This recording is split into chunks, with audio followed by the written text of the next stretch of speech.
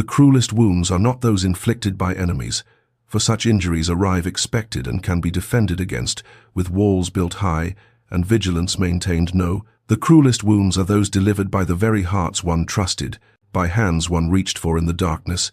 by lips that whispered promises they never intended to keep. Lady Arabella Thornwood understood this truth with the particular clarity that only devastation can provide, for she had learned it not from books or cautionary tales shared by well-meaning mammas,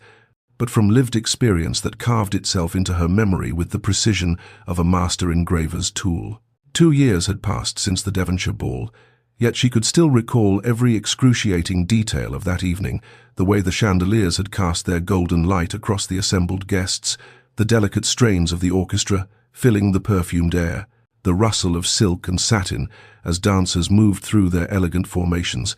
and the absolute certainty she had carried in her young heart that Lord Marcus Ashworth would finally make their understanding official. They had courted for a full year, after all, a year of meaningful glances across crowded rooms, of stolen conversations in moonlit gardens, of his hand lingering upon hers during dances, and his voice dropping to intimate registers when he spoke of their future. She had been 21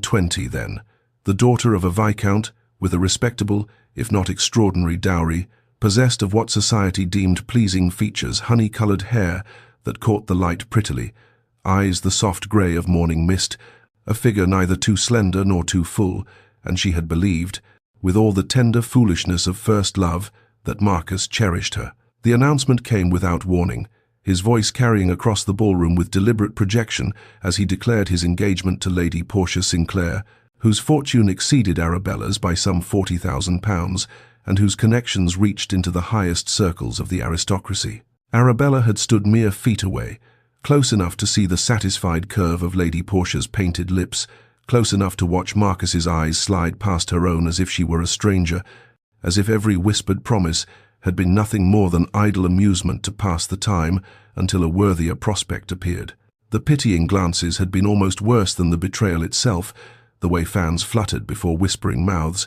the way dowagers shook their heads with knowing sympathy, the way her own mother's face had crumpled with shared humiliation before she gathered herself and guided Arabella from the room with desperate dignity. In the days and weeks that followed, society rendered its verdict with ruthless efficiency. Lady Arabella Thornwood had aimed above her station, had presumed too much, had been taught a valuable lesson about the realities of the marriage market. She retreated from London before the season ended, returned to her family's modest estate in Hampshire,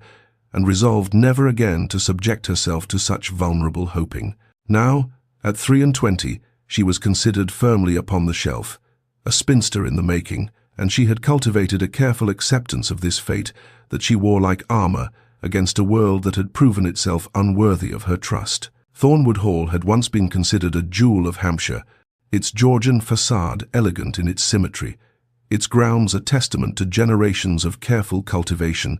but time and circumstance had dimmed its lustre in ways that Arabella felt keenly each morning when she rose to face another day of quiet management and quieter resignation. The roof above the east wing leaked when autumn rains arrived,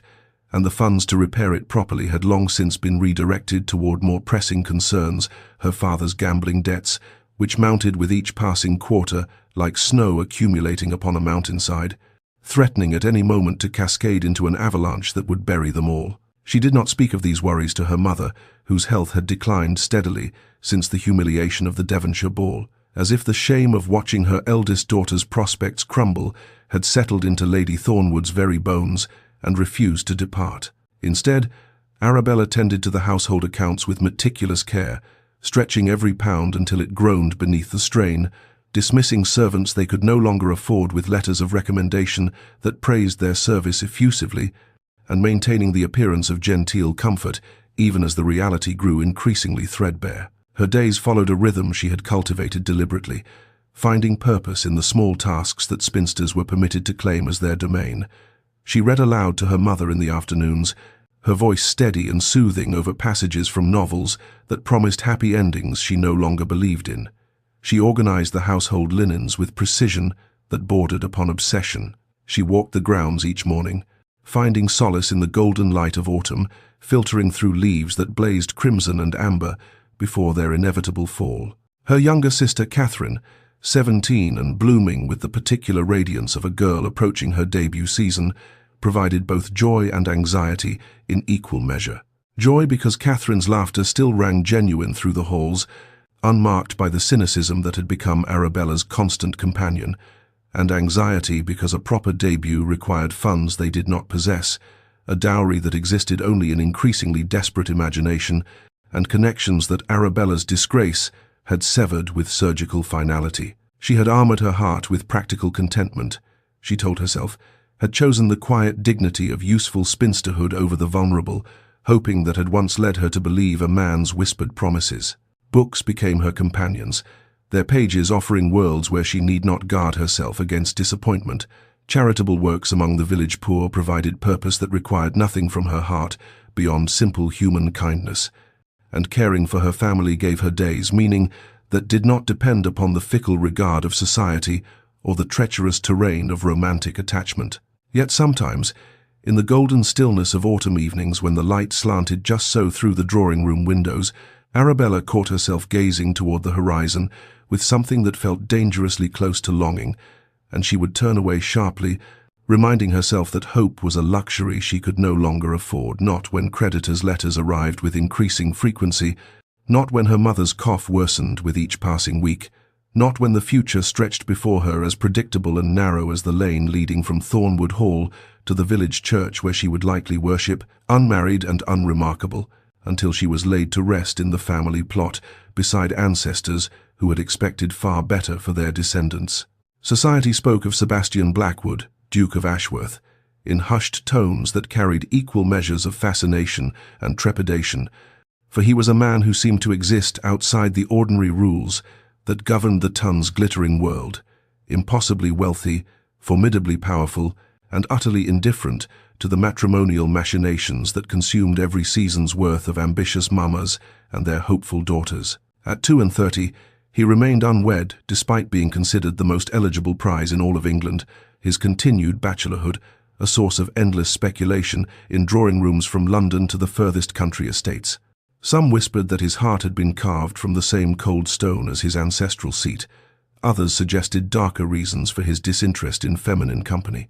Still others maintained he was simply too proud, too exacting in his standards, to settle for any woman who did not meet requirements so impossibly high they might as well be written in the stars. What all agreed upon was his severity, the way he never smiled at balls, the cutting precision with which he dismissed simpering debutantes who attempted to catch his eye, the reputation for fairness in his business dealings that was matched only by his reputation for brooking no foolishness whatsoever. Arabella had heard these whispers, of course, had observed him from careful distance during her single disastrous season, had noted the way crowds seemed to part before him, and conversations stuttered into silence when he approached, but she had never imagined any circumstance that might bring such a man into her orbit,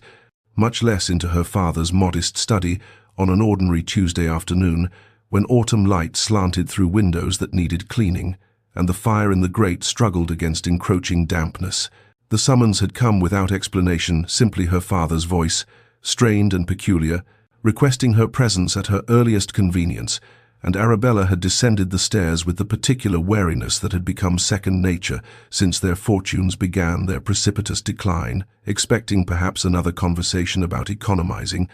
another painful discussion of what possessions might be sold without attracting undue notice. What she had not expected was the man who rose from the worn leather chair as she entered, his height commanding in the small space, his dark hair swept back from a face that might have been carved by a sculptor tasked with rendering aristocratic severity in its purest form, his eyes grey as winter storms, grey as her own, but infinitely more penetrating, fixing upon her with an expression she could not begin to decipher.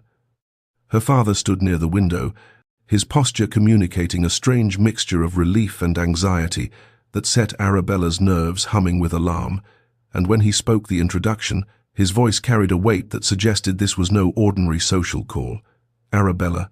may I present His Grace, the Duke of Ashworth, who has requested a private audience with our family." The Duke inclined his head with formal precision, and Arabella dropped into a curtsy that felt woefully inadequate to the situation, her mind racing through possibilities and finding none that made sense. None that explained why the most powerful unmarried man in England should find himself in their faded drawing room,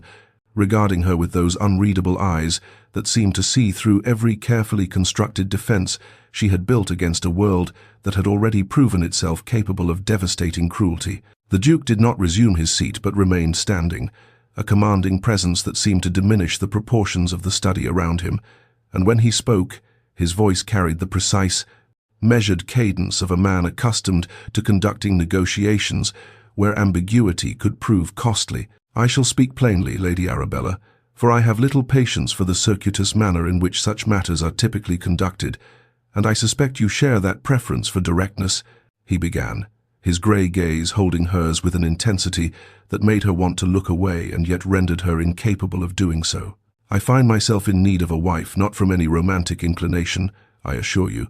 but from practical necessity that I shall not insult your intelligence by obscuring. My grandmother, the Dowager Duchess, is unwell,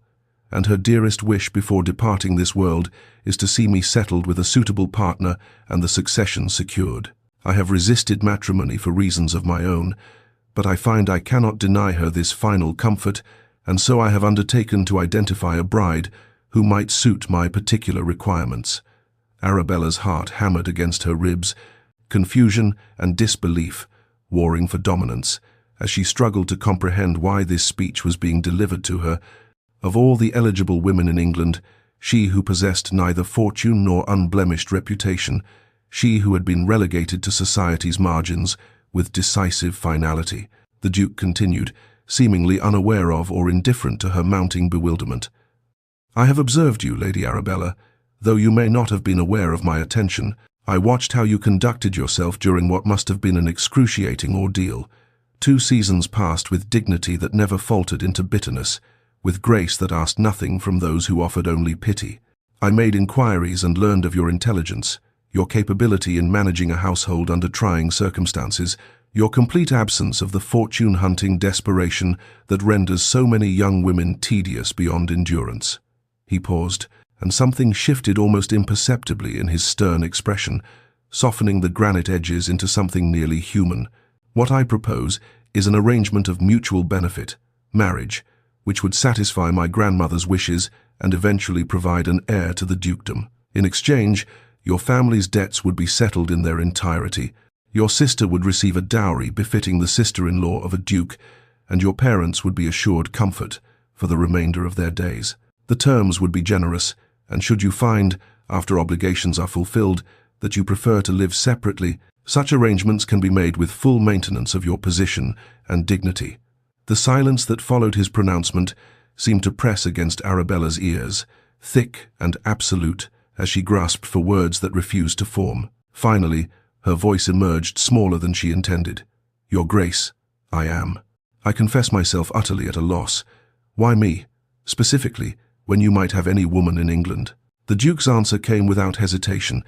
as if he had anticipated and prepared for precisely this question.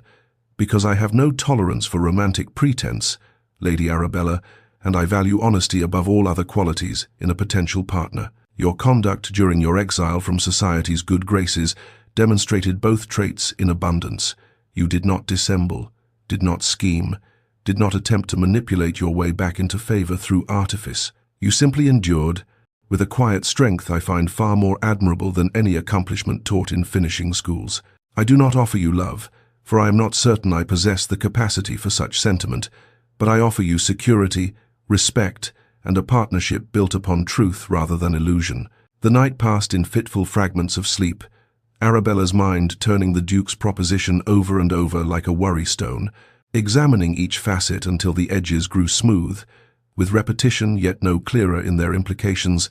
and when dawn's pale light crept through her chamber curtains, she rose with a certainty that had crystallized somewhere in the small hours, a certainty that she must speak with him again, must make him understand what he was offering to bind himself to, before the matter proceeded any further. She sent a note requesting an audience at his earliest convenience, her handwriting steadier than her pulse,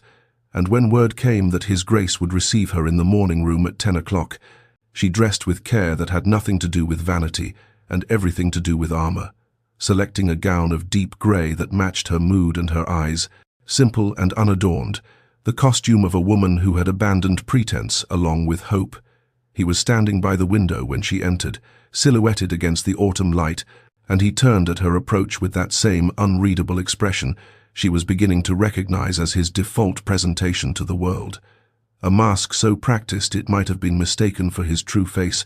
by anyone who did not look closely enough to notice the subtle tensions beneath. "Lady Arabella," he acknowledged, gesturing toward a chair, but she remained standing, needing the dignity of height even though he towered above her still,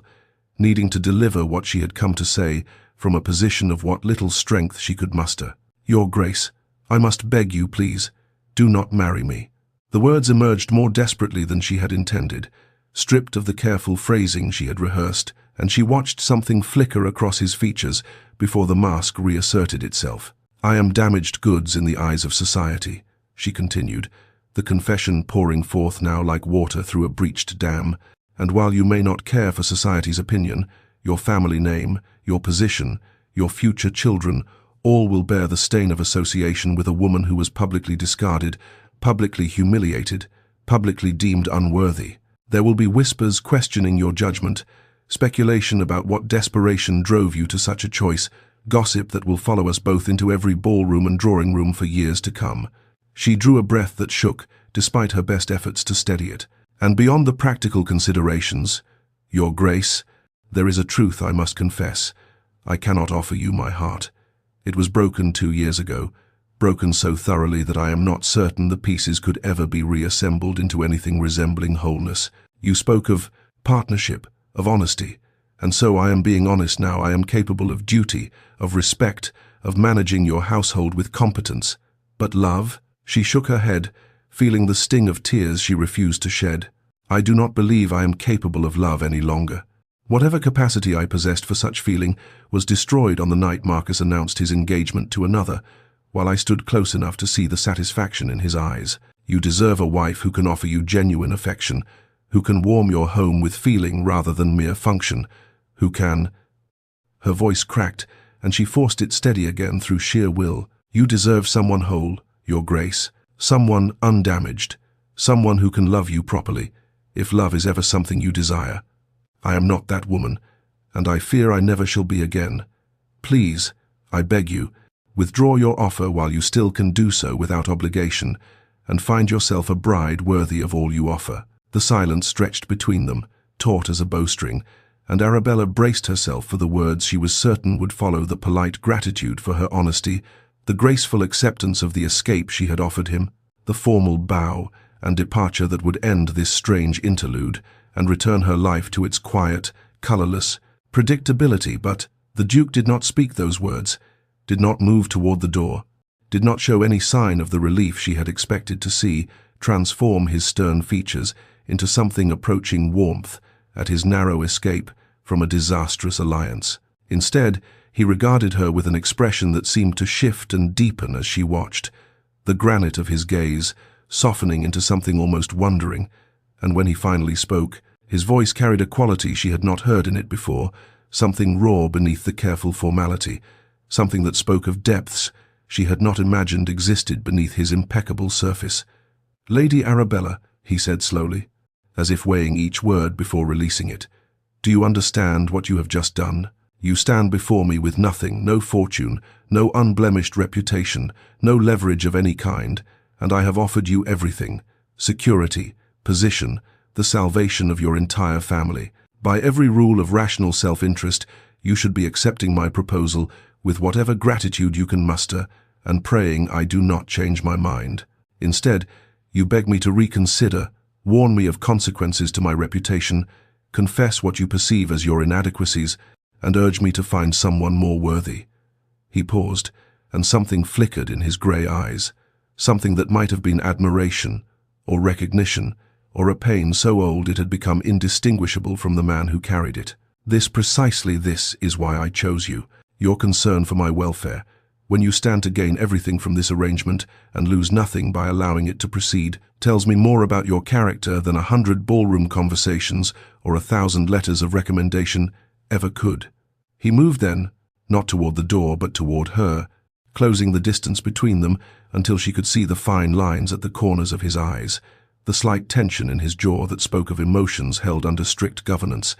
and she found she could not retreat, could not look away, could only stand rooted to the carpet as he continued in that same measured tone that somehow conveyed more feeling than any passionate declaration might have done. "You speak of being damaged, Lady Arabella, as if damage were a disqualification rather than a universal condition of having lived and felt and trusted unwisely. I do not require your love, I told you as much, and I meant it. What I require is your honesty, which you have demonstrated in abundance, your dignity, which you wear like armor, and which I find infinitely more attractive than the simpering compliance society breeds into its young women, your partnership, freely given, in building something that serves us both." His voice dropped lower, and she saw something flicker across his features, a shadow of old grief, quickly suppressed, but not quickly enough to escape her notice entirely. "Perhaps we are both damaged in ways that might make us suited to one another," he said quietly, almost to himself, and the words hung in the air between them, laden with implications he did not elaborate upon, histories he did not share, wounds that matched her own in ways she could not yet fathom. "I am not rescinding my offer, Lady Arabella. I am giving you 1 week to consider it properly, without the pressure of my presence, and I ask only that you weigh the matter with the same honesty you have shown me today. Whatever you decide, I shall respect absolutely." He bowed then formally, correctly, with none of the warmth his words had almost promised, and departed without looking back, leaving Arabella standing alone in the morning room, with her heart pounding against her ribs and her certainties scattered like autumn leaves in an unexpected wind, grasping for understanding of an encounter that had proceeded nothing like she had anticipated, and a man who, she was beginning to suspect, was nothing like the cold statue society believed him to be. The days that followed the Duke's departure from Thornwood Hall passed in a blur of restless contemplation, Arabella's thoughts circling endlessly around his words, his unexpectedly gentle tone, the shadow of old pain she had glimpsed beneath his composed exterior. And on the 4th evening, her mother summoned her to sit beside her bed, frail fingers reaching for her daughter's hand with surprising strength as she spoke with the quiet wisdom of a woman who had watched her eldest child retreat from life and longed to see her embrace it once more. "My darling girl," her mother said, her voice soft but steady, "I have watched you build walls around your heart these past 2 years, and I have understood why, have ached for the wound that made such fortifications necessary. But I must tell you something I should have said long ago. Surviving is not the same as living, and safety purchased at the cost of every possibility is merely a different kind of prison." She squeezed Arabella's hand with gentle insistence. "This man, this Duke, who sees your worth when you cannot see it yourself, he is offering you a door, not a cage. What you choose to build within that marriage is entirely yours to determine, but refusing to step through the door at all, out of fear of what might lie beyond." She shook her head slowly, her eyes bright with unshed tears. "That is not wisdom, my love. That is fear wearing wisdom's clothing, and you are braver than that, even if you have forgotten it." Those words echoed through Arabella's sleepless nights, intertwining with the memory of Sebastian's voice when he spoke of damage, of partnership, of 2 wounded souls who might find in one another something neither expected. And when the week concluded, and she penned her acceptance with a hand that trembled only slightly, she felt not the resignation she had anticipated, but something stranger, something almost like the first fragile stirrings of hope she had forbidden herself to feel for 2 long years. The wedding was held 3 weeks later in the private chapel at Blackwood Hall, an intimate affair attended only by immediate family and a few close connections, the ancient stone walls softened by arrangements of white roses and flickering candlelight that cast gentle shadows across the carved wooden pews. Arabella wore her late grandmother's pearls against a gown of ivory silk, simple and elegant, her dark hair dressed with small white flowers, and when she walked toward the altar where Sebastian waited, she saw something shift in his grey eyes, something that might have been admiration or approval, or perhaps simply acknowledgement that she had chosen courage over retreat. He spoke his vows with solemn gravity, each word deliberate and weighted with meaning, and when he took her hand to slide the ring onto her finger, his touch was unexpectedly gentle, his fingers warm against her cool skin, and their eyes met in a moment that felt somehow suspended outside of time, private despite the witnesses surrounding them, and in his gaze she saw something that might have been reassurance. a silent promise that whatever lay ahead, she would not face it alone. The wedding breakfast passed in a blur of polite conversation and raised glasses, and then she was in a carriage beside her husband. Her husband, the word still strange and heavy on her tongue, departing the only home she had ever known for a future she could not begin to imagine. Watching through the window as Thornwood Hall grew smaller in the distance, her old life receding with every turn of the wheels, while ahead of her stretched something vast and unknown, terrifying and oddly, impossibly, touched with the faintest glimmer of light. Blackwood Hall rose from the landscape like something out of ancient legend, its weathered stone walls the color of storm clouds and honey intermingled, towers and parapets reaching toward a sky that seemed somehow vaster here than it had at modest Thornwood. And as the carriage rolled through the imposing iron gates and up the sweeping drive lined with centuries-old oaks, Arabella felt her breath catch at the sheer magnitude of the place that was now, impossibly, her home. The grounds stretched in every direction as far as she could see, manicured lawns giving way to formal gardens, which yielded in turn to parkland dotted with grazing deer,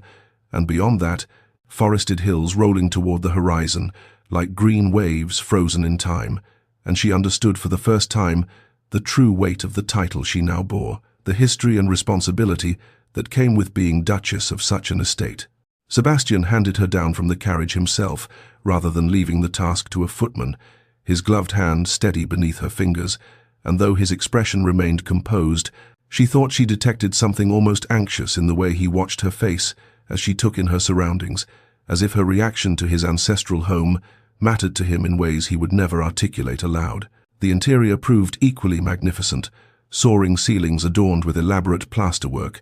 galleries lined with portraits of stern-faced ancestors, drawing rooms appointed with furniture that spoke of generations of accumulated wealth and taste. Yet, as a maid led her to the Duchess's chambers, Arabella began to notice details that seemed incongruous with the formal grandeur surrounding them. Fresh flowers filled a crystal vase on her dressing table, late-blooming roses in shades of cream and palest pink that must have been coaxed from the greenhouse at considerable effort given the advancing season. A fire blazed cheerfully in the marble fireplace, warming chambers that might otherwise have felt cold and imposing, and the heavy velvet curtains had been drawn back to admit the afternoon light in a way that suggested someone had given thought to creating welcome rather than merely preparing a room. But it was the bookshelf beside the window that stopped her breath entirely, a small case, clearly new, filled with volumes she recognized with a start of astonishment, the Gothic novels she had mentioned admiring in passing conversation at the Hartwell Musicale nearly a year ago, a botanical reference she had lingered over at a bookseller's stall during a rare trip to the village, collections of poetry she had quoted to Catherine during those long evenings when they had nothing but words to fill the silence left by their dwindling fortunes. He had noticed, he had remembered, he had arranged, somehow, for these small comforts to await her, and the realization cracked something open in Arabella's chest that she had not known was still capable of breaking. The housekeeper, Mrs. Pembroke, arrived to review the household arrangements, a woman of perhaps 50 years, with kind eyes and a manner that conveyed both efficiency and genuine warmth, and the way she spoke of his grace, the unconscious affection that softened her practical tone whenever she mentioned him, told Arabella more about her husband's true character than any society gossip ever had. That evening, dinner was served in a smaller dining room rather than the cavernous formal hall, the table set for two, with candles casting gentle light across silver and crystal, and Sebastian proved a courteous if reserved companion, inquiring after her comfort, explaining household routines, discussing practical matters of her new position with the same careful attention he might give to estate business. When he walked her to her chamber door afterward, he paused with his hand on the frame, and something in his grey eyes seemed almost uncertain for the first time since she had known him. "I trust you will find everything to your satisfaction," he said quietly. "But if there is anything you require, anything at all that would make Blackwood feel more like home to you, you have only to ask." Then he bowed formally, correctly wished her good night, and departed for his own chambers without any presumption of entry, without any claim upon the intimacies that marriage entitled him to demand. And Arabella lay awake for hours in her magnificent new bed, staring at the canopy above her and trying to reconcile the cold, stern Duke of Society's whispers with the man who had filled her shelves with beloved books and asked nothing of her but her comfort. The first weeks of marriage passed in a rhythm of tentative exploration, each day revealing small truths about the man Arabella had bound herself to in that candlelit chapel, and she found herself watching Sebastian with the careful attention of a naturalist studying some rare and elusive creature, cataloguing his habits and preferences as though assembling a portrait from scattered pieces. He rose before dawn each morning to ride across the estate, returning with colour in his lean cheeks and an energy that seemed to sustain him through the long hours of work that followed, for she quickly discovered that the Duke of Blackwood was no idle aristocrat content to leave his affairs to stewards and solicitors. He reviewed accounts himself, met personally with tenants, walked his lands with the intimate knowledge of a man who understood that privilege carried obligations. The servants, she noticed, moved through their duties without the nervous tension she had observed in other grand houses.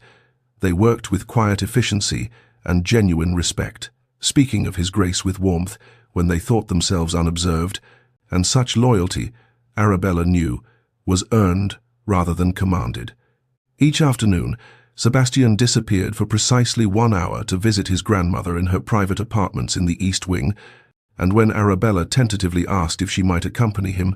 something shifted in his grey eyes, surprise, perhaps, or a guarded pleasure he did not quite know how to express, and he inclined his head in that formal way of his and said she would be most welcome. The Dowager Duchess proved to be a revelation, sharp-tongued and imperious, with eyes that had lost none of their penetrating intelligence despite her advanced years. She studied Arabella with the frankness of a woman who had long since abandoned social pretense and demanded only honesty from those around her. Their first conversation felt rather like being examined by a particularly exacting governess. Questions fired with precision about Arabella's reading habits, her opinions on estate management, her thoughts on the shocking inadequacy of modern education for young ladies, and through it all Sebastian sat quietly, watching the exchange with an expression Arabella could not quite decipher. When the visit concluded, the Dowager pronounced her verdict with characteristic bluntness. "Sensible girl, not a simpering fool. You'll do." In the carriage returning to the main house, Sebastian's lips curved into what might almost have been a smile, and when Arabella asked what amused him, he explained that his grandmother had dismissed every prospective bride presented to her over the past decade with cutting assessments of their inadequacies, that she had found Arabella sensible, constituted, in dowager terms, the highest possible praise. Something warm kindled in Arabella's chest at his words, at the quiet pride beneath his measured tone, and she found herself smiling more freely at dinner that evening,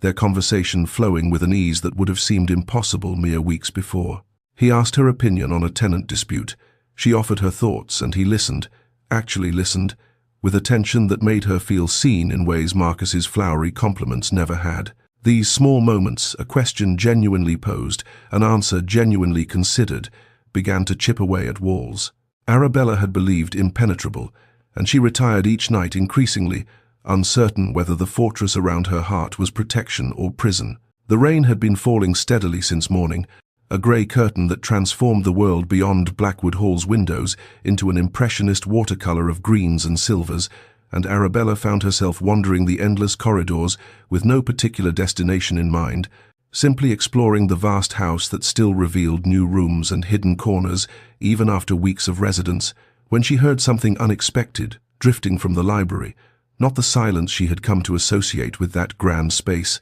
nor the quiet rustle of Sebastian reviewing estate papers, but voices, young and bright, punctuated by what sounded remarkably like laughter. She approached the partially open door with quiet footsteps, curiosity overcoming the propriety that might have prompted her to announce herself, and the sight that greeted her through the gap stopped her breath entirely. Sebastian sat in one of the leather chairs near the fireplace, but he had drawn it down from its usual formal position to create an intimate circle with several smaller chairs, clearly borrowed from elsewhere in the house, and arranged around him were perhaps 6 or 7 children of varying ages, tenant children by their simple clothing, their faces turned up toward him with rapt attention as he read aloud from a book of adventure tales, his voice animated in ways she had never heard it, rising and falling with the narrative's drama, occasionally dropping to a conspiratorial whisper that made the youngest listeners lean forward with wide eyes. His severe features had softened into something almost playful, When one small girl interrupted with a question about whether pirates truly existed, he answered with patient gravity, treating her curiosity as worthy of genuine consideration rather than childish nonsense to be dismissed. Arabella must have made some small sound, a shift of her weight, an indrawn breath, because Sebastian's gaze lifted suddenly and found her watching from the doorway, and what she witnessed in that unguarded moment nearly undid her. A flush climbed his sharp cheekbones, the first color she had ever seen embarrassment bring to his face, and something almost vulnerable flickered in his grey eyes before his expression began to reassemble itself into its customary composure. Later, Mrs. Pembroke explained that flooding had rendered the village school unusable for the week, and His Grace had simply announced that lessons would continue in the hall's library until repairs were complete, a declaration that had apparently scandalized no one on staff, for this was simply how the Duke was, though the world beyond Blackwood's gates would never believe it. That evening, Arabella found herself in the estate office, searching for writing paper to send Catherine a letter, when she stumbled upon a ledger that was not meant for her eyes, or perhaps it was, for Sebastian had never forbidden her any room or document,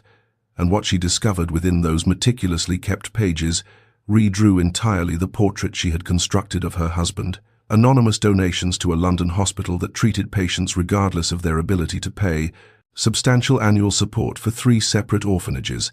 a quiet pension arranged for the widow of a groom who had served Blackwood Hall for 30 years, school fees paid for the clever children of tenants who showed academic promise. She confronted him that night after dinner, the ledger in her hands, demanding to know why he had hidden such generosity behind his cold facade. Sebastian's expression shuttered, and he dismissed her discovery with a wave of his hand. Mere duty, he said,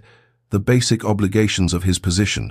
nothing worthy of remark. But Arabella understood now what she had failed to see before, that the stern Duke who terrified debutantes and sent fortune hunters fleeing was a carefully constructed fortress, and within those walls lived a man who felt so deeply, cared so profoundly, that he could only express such feelings through deed rather than word, through quiet action rather than proclamation,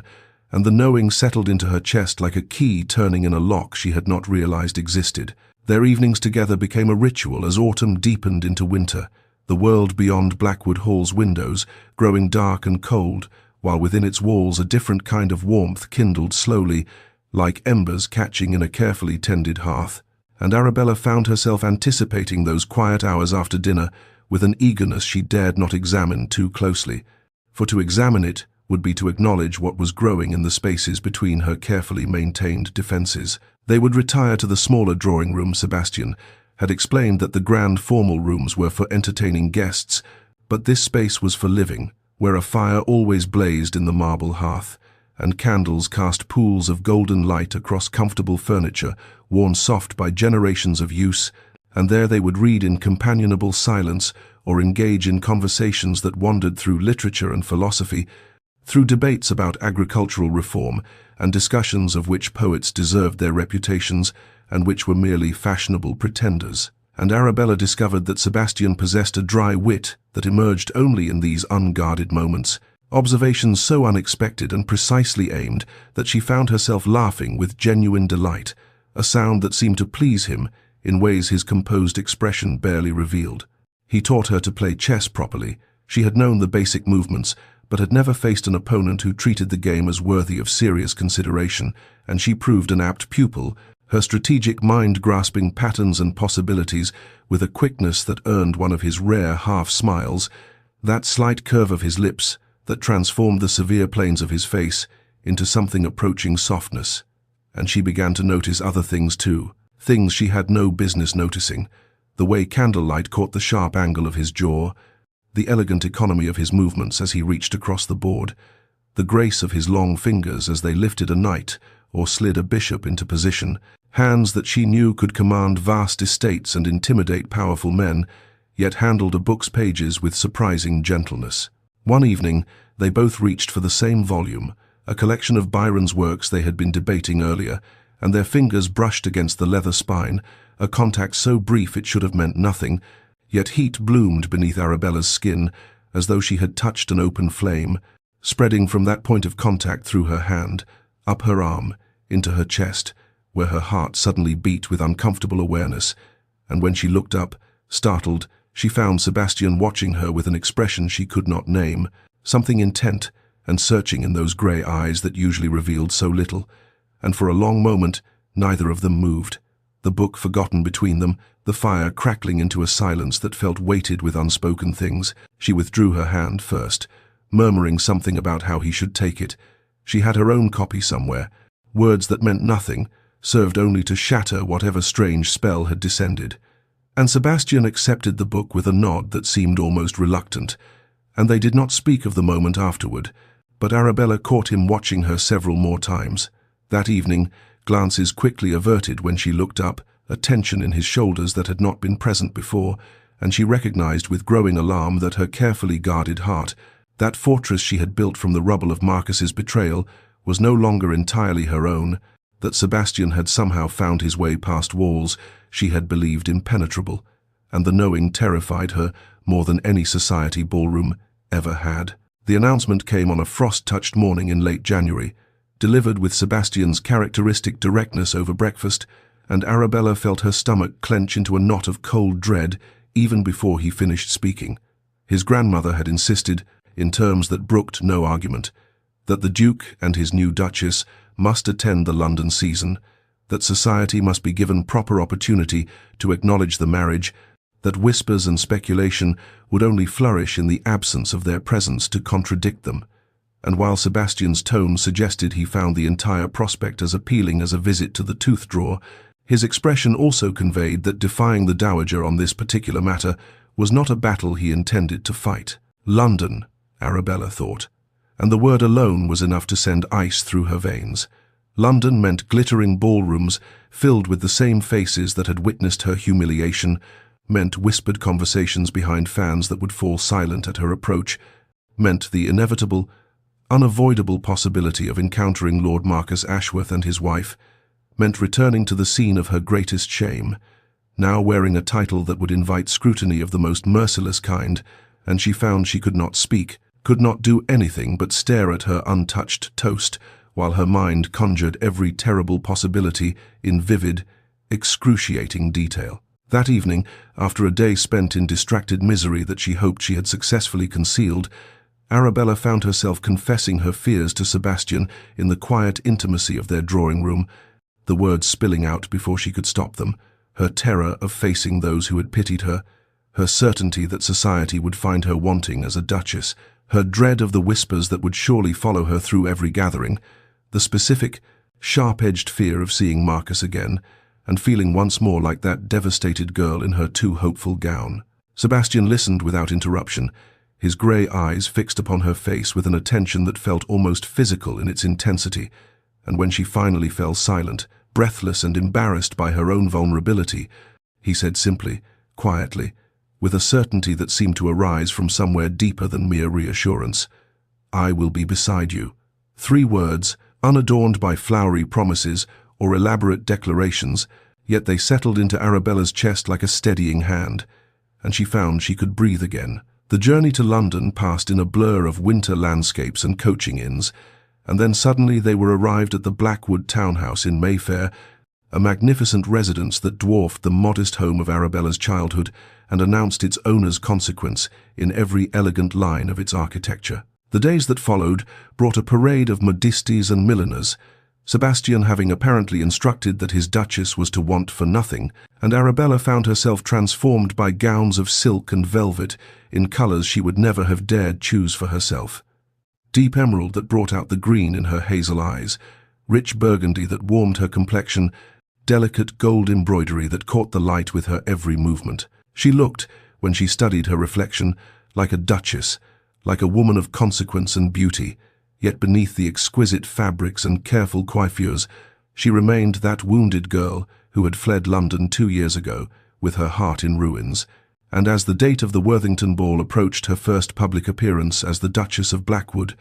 Arabella found herself lying awake in her luxurious chambers, rehearsing dignified responses to imagined slights and praying for courage she was not certain she possessed. The Worthington ballroom blazed with the light of 1,000 candles, their flames reflected in crystal chandeliers that hung like frozen waterfalls above a sea of silk and satin, and when Arabella stepped through the grand entrance on Sebastian's arm, The vast chamber fell into a hush so complete she could hear the rustle of her own emerald gown against the marble floor, every eye in that glittering assembly turning to fix upon the Duke of Blackwood and his unexpected Duchess, with an intensity that made her heart pound against her ribs like a caged bird desperate for escape. She felt their gazes like physical weights, the curious, the contemptuous, the merely fascinated, and for one terrible moment her courage nearly failed her, her fingers tightening convulsively on Sebastian's sleeve as 2 years of carefully buried shame threatened to rise up and drown her.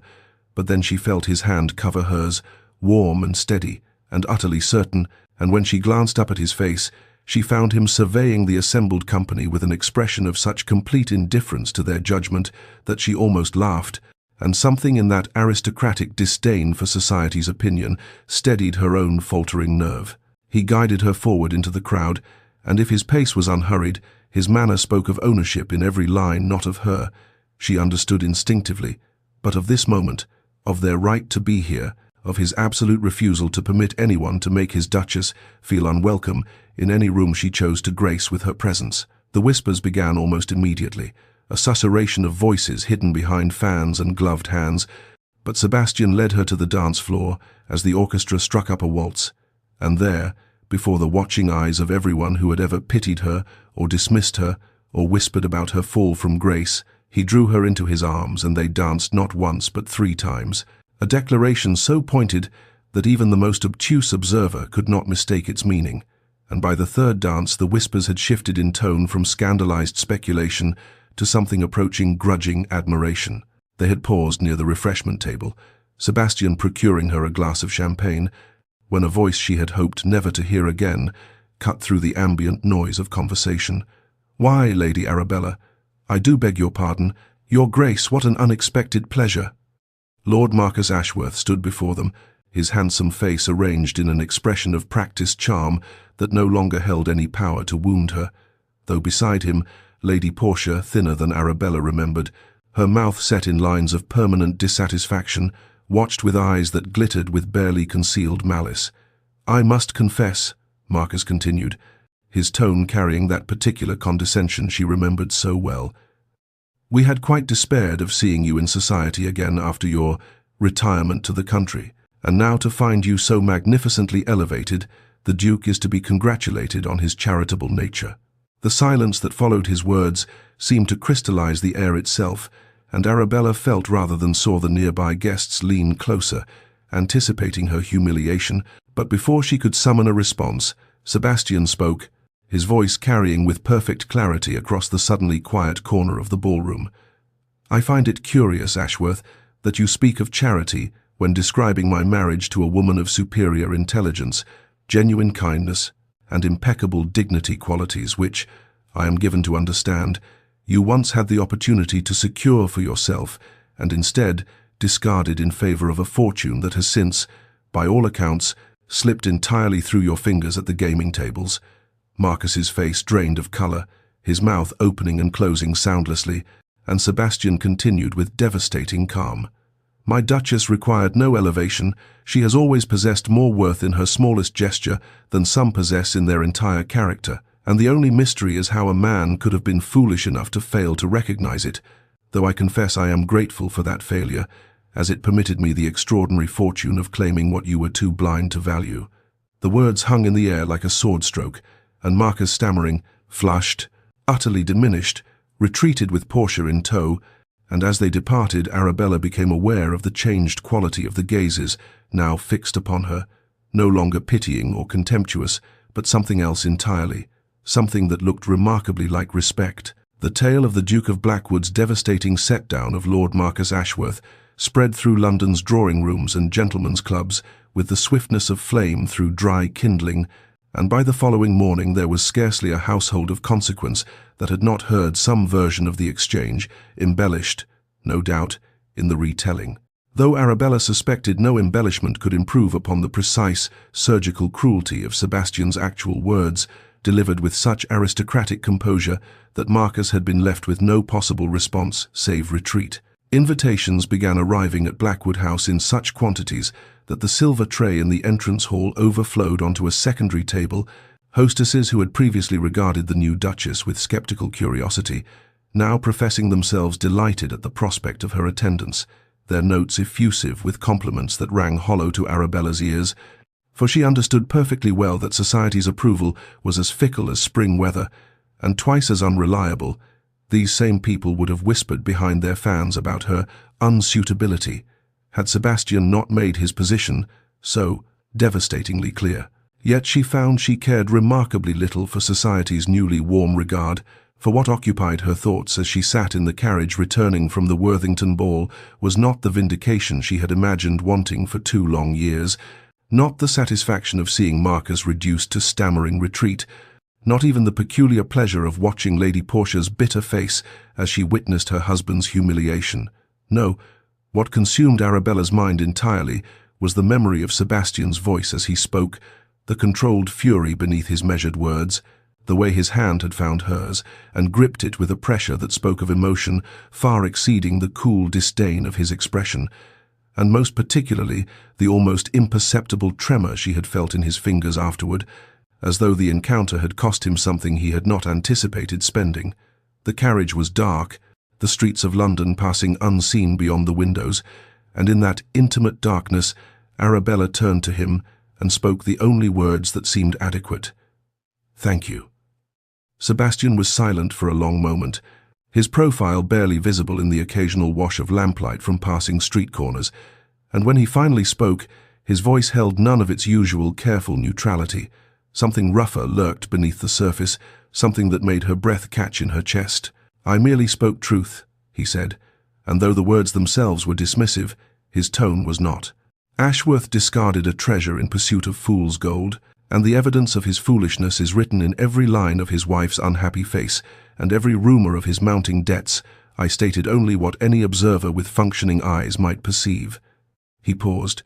and when he continued, his voice had dropped lower still, carrying a weight that pressed against Arabella's heart. "And watching you suffer society's cruelty, watching them whisper and smirk and reduce you to the object of their pity when you deserved nothing but admiration, was never something I could witness in silence again." The word again hung between them in the darkness,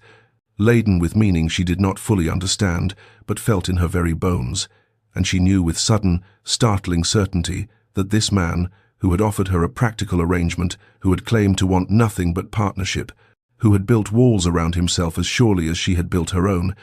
this man was not nearly so indifferent as he pretended. The silence in the carriage stretched between them like a living thing,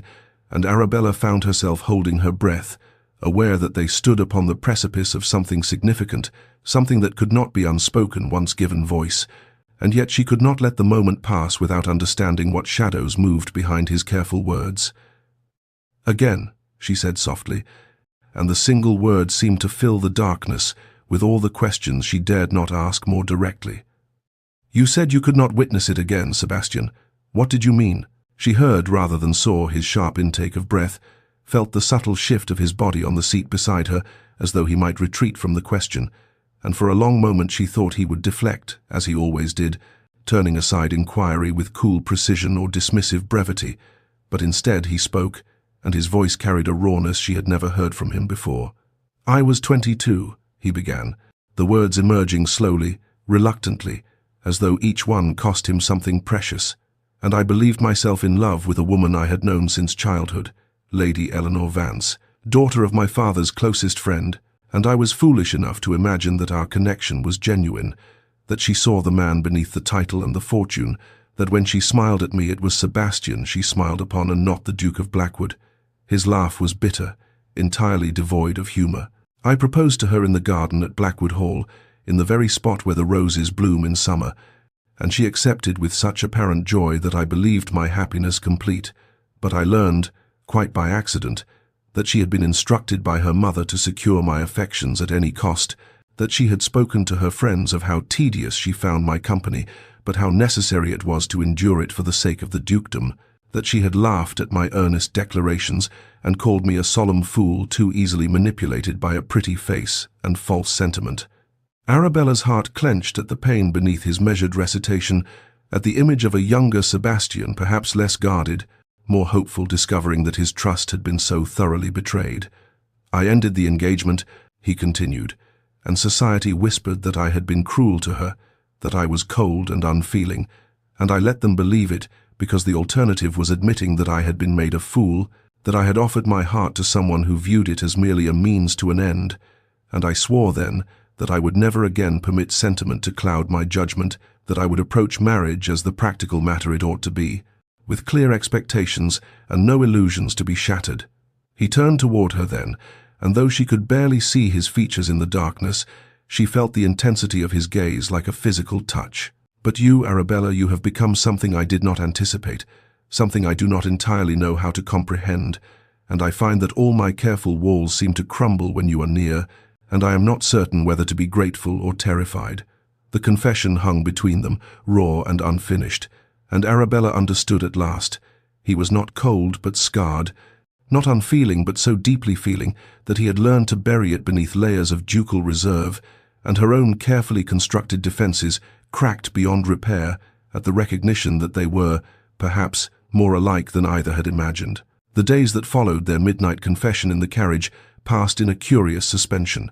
as though both Arabella and Sebastian required time to absorb the magnitude of what had been revealed between them, and though their interactions maintained their surface courtesy breakfast conversations about the day's engagements, evening discussions of correspondence received, there existed now an undercurrent of awareness that transformed even the most mundane exchange into something charged with unspoken significance, until finally, on an afternoon when grey London rain streaked the windows of Blackwood House and the fire crackled in the library hearth, Sebastian appeared in the doorway where Arabella sat reading and asked, in a voice that held none of its usual commanding certainty, whether she might sit with him for a moment, and something in his expression, a vulnerability she had glimpsed only in fragments before, made her set aside her book immediately and follow him to the settee by the fire, where he sat beside her rather than in his customary chair, opposite, close enough that she could see the slight tension in his jaw, the way his hands, those elegant,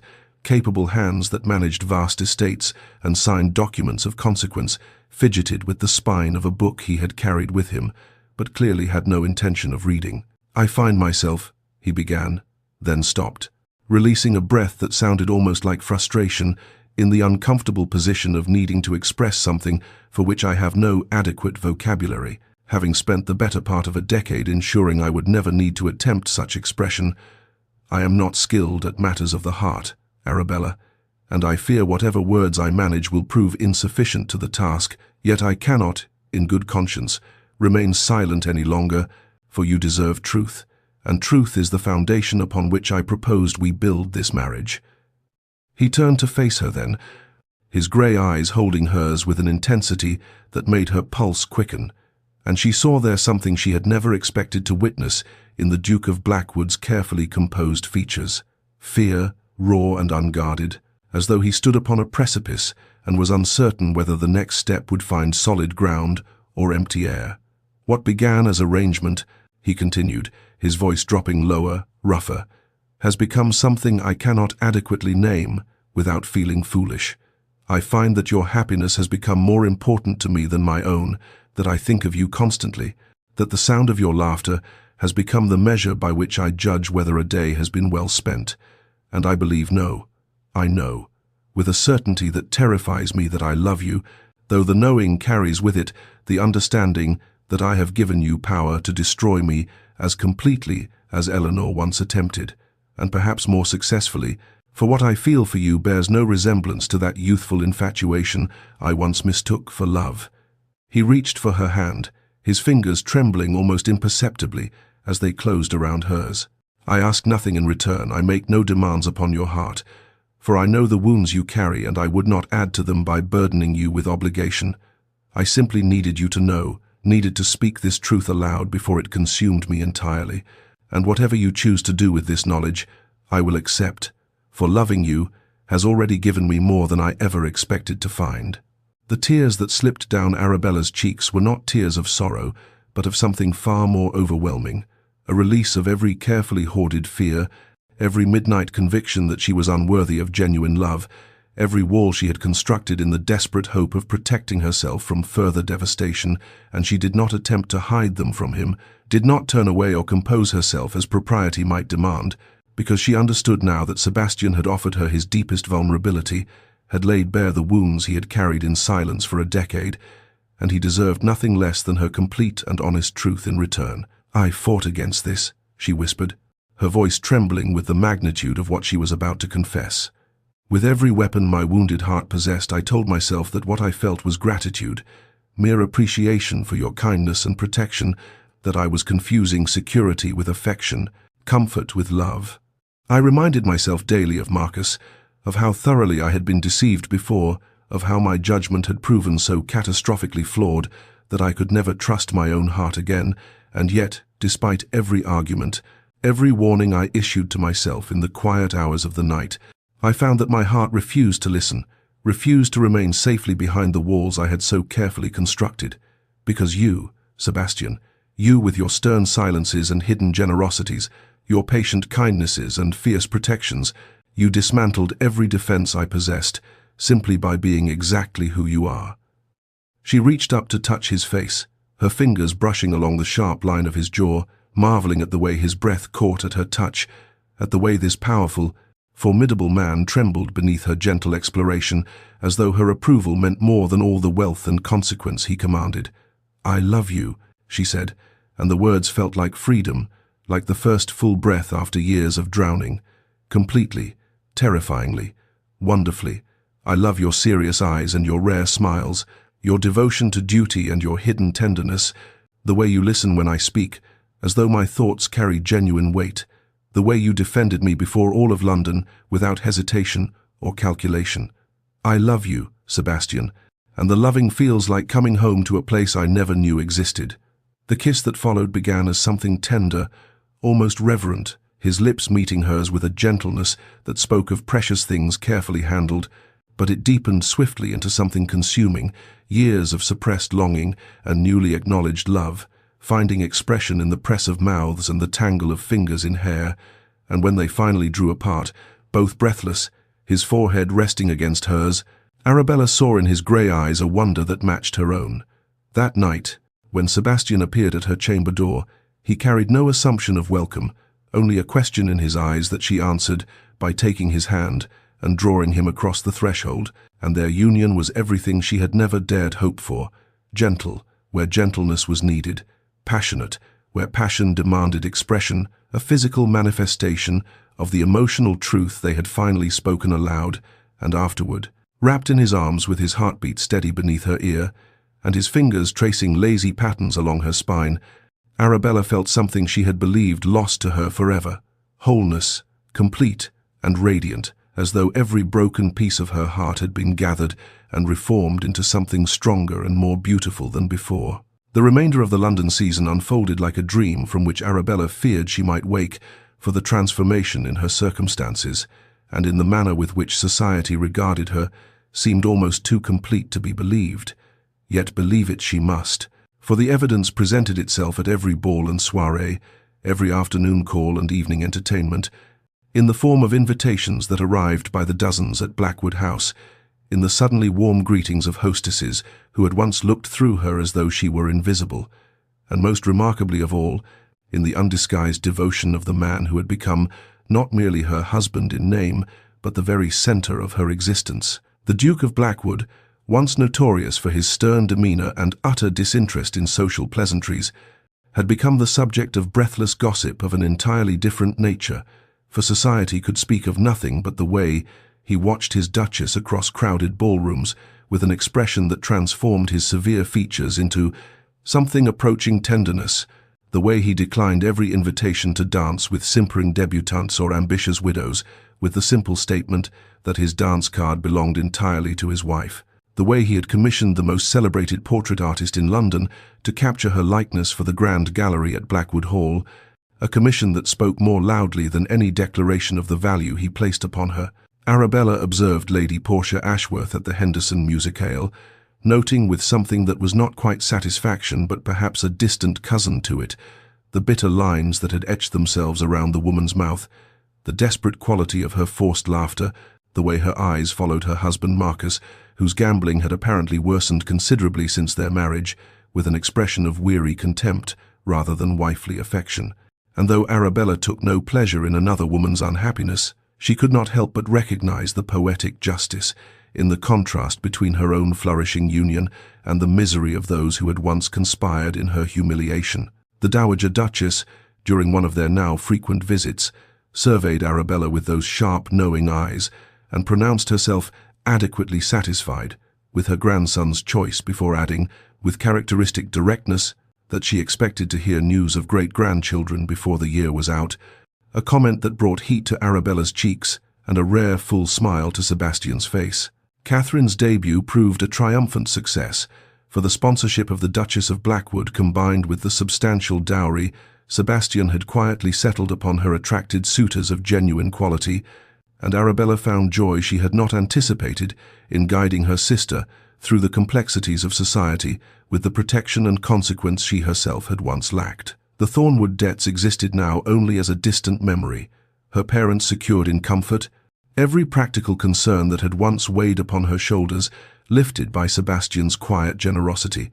Yet these material blessings paled beside the greater miracle that every public appearance, every dance in her husband's arms, every moment his hand found hers beneath the table at formal dinners, confirmed what she still sometimes struggled to believe entirely, that she was cherished, elevated, and genuinely, completely loved. 5 years had passed since that London season when everything had changed. 5 years that had transformed Blackwood Hall from a magnificent but solemn estate into a home, alive with warmth and laughter, and the particular chaos that only children can bring. And on this golden autumn afternoon, with the gardens ablaze in shades of amber and crimson that reminded Arabella achingly of those first tentative days of her marriage, she sat upon the stone bench where she had once begged Sebastian not to marry her and watched their son, Edward, 3 years old, serious and dark-haired, with his father's grey eyes and already his father's habit of studying the world with solemn intensity before pronouncing judgment,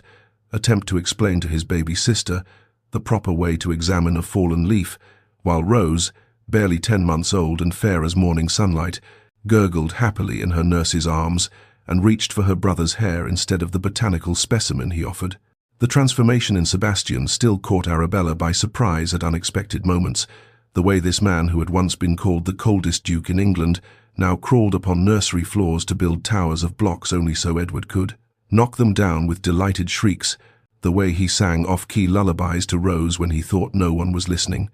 the way his stern features softened into something approaching wonder each time one of his children reached for him, as though he could not quite believe that such small, perfect beings were truly his to love and protect. Their marriage had not merely survived the transition from passionate revelation to domestic reality. It had deepened in ways Arabella could not have imagined during those early uncertain days, each year bringing greater intimacy, more profound trust, a joy that felt both steady as stone and fresh as each new morning. And she had learned that love was not a destination to be reached, but a garden to be tended, requiring daily attention, small kindnesses, forgiveness of minor irritations, and the willingness to choose each other again and again across the ordinary moments that comprised a life. The Dowager Duchess had lived to see Edward's christening, had held her great-grandson in arms that trembled with age and emotion, and had pronounced him acceptable, which from her had been the highest possible praise, before passing peacefully in her sleep 3 months later, with the expression of contentment upon her weathered face and Sebastian's hand clasped in her own. Catherine had married the Earl of Worthington, a kind man who adored her completely and visited often with her own growing brood, filling Blackwood Hall with even more delightful chaos during the holidays. Arabella's parents lived comfortably in the dower house on the estate, her mother's health much improved, her father's gambling days long behind him, their gratitude expressed in quieter ways than words. When Sebastian emerged from the house and crossed the garden toward her, Arabella's heart still performed that peculiar flutter it had learned during their first season together, and when he settled beside her on the bench, his thigh warm against hers, and told her that choosing her remained the wisest decision of his entire life, she leaned into him and knew with bone-deep certainty that the wounded girl who had once stood humiliated in a ballroom had found something infinitely more precious than she had ever lost. Arabella watched Edward toddle after a butterfly that had no intention of being caught, Rose now drowsing contentedly against her shoulder, and allowed her thoughts to wander back through the strange and winding path that had led her to this moment of perfect contentment, back to that devastating night at the Devonshire ball when she had stood frozen in humiliation as Marcus announced his engagement to another, when the pitying glances of society had felt like physical blows, and she had been certain, absolutely certain, that she would never recover from such public destruction of her hopes and dignity, and she marveled now at how wrong she had been, not about the pain, for that had been real and lasting, but about what recovery might look like, for she had imagined it would mean hardening herself against feeling, armoring her heart so thoroughly that nothing could ever wound her again, when in truth the healing had come not from closing herself off, but from allowing herself, terrified though she had been, to open once more. She had believed, in those dark days of her social exile, that love required the grand gestures and passionate declarations she had read about in novels, that it announced itself with thunderclaps and swept one away on torrents of overwhelming emotion. But she had learned instead that truest love often arrived quietly, through consistent kindness that asked nothing in return, through steady presence in moments both significant and mundane, through actions that spoke when words proved insufficient, through the patient dismantling of walls built by wounded hearts who had forgotten they were capable of trust. She had nearly refused this happiness out of fear, had stood before Sebastian in that garden and begged him not to marry her, so certain that she offered nothing worth wanting, so convinced that her damage rendered her unsuitable for any man of worth,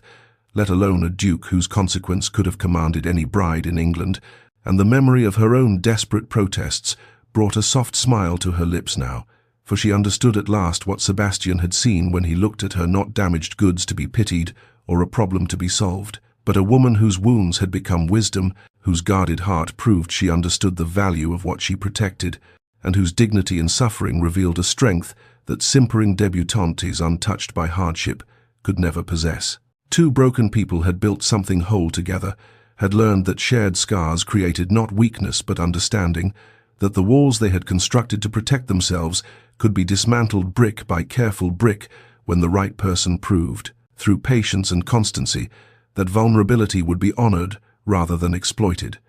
To those who had journeyed with her through this tale, Arabella offered this truth from the fullness of her grateful heart. Love worth having rarely looked like expectation, rarely arrived in the form one had imagined or hoped for during girlish dreams of romance, for sometimes it came dressed as practical arrangement, as stern silence concealing depths of feeling, as unexpected grace extended by those the world deemed cold, but who burned brightest of all beneath their reserve. Sometimes the bravest thing one could do was say yes to what terrified most, yes to hope after despair, yes to openness after betrayal, yes to the possibility that happiness might be waiting just beyond the walls one had built to keep pain at bay. She thanked those who had walked beside her through the shadows and into the light,